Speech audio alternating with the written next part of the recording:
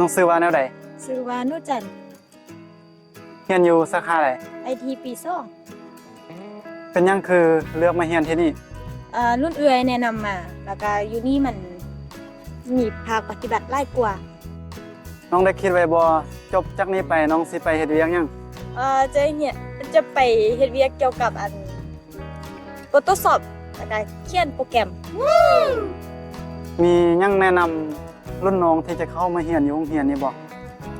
ก็